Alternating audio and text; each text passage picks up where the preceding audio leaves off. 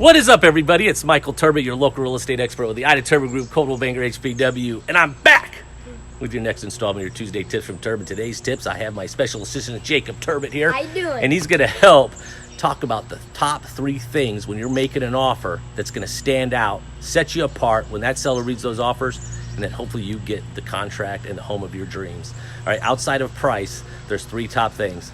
Number 1. Due diligence money. That's right, Jacob. Due diligence. Due diligence, in many cases, is probably the number 1 thing outside of obviously price that a seller's going to look at with their listing agent on deciding what offer they want to choose from. What is due diligence? If you remember, I know we've gone over this in the past, but if you're new to the game or you're just wanting to get into the home buying process, due diligence is money that changes hands to the seller, it's made out directly to the seller, and becomes non-refundable once you go under contract. You have a due diligence period of typically 21 to 30 days to decide if you want to buy the home. So due diligence is almost like you're paying the seller rent to decide if you want to buy it. You could terminate your contract for any reason, but the seller keeps that due diligence. So what are some due diligence amounts that we're seeing? Probably anywhere from $3,000, $4,000, $5,000, even $6,000 and more dollars, showing the seller that you are committed to buying that home. So what's number 2? The closing date.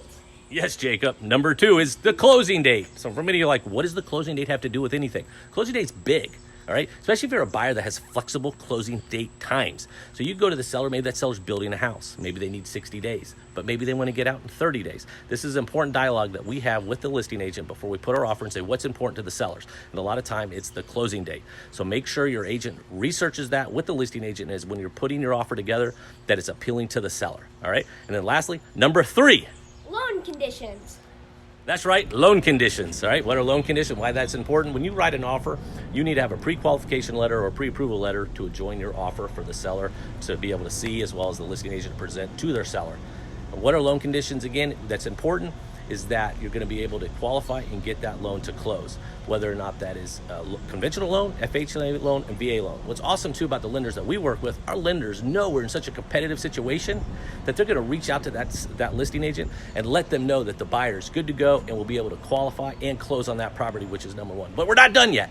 We have a bonus option. So what is that? Number 4, and bonus option. Bonus tip for this Tuesday is who you work with matters. Go call my dad. That's right, Jacob.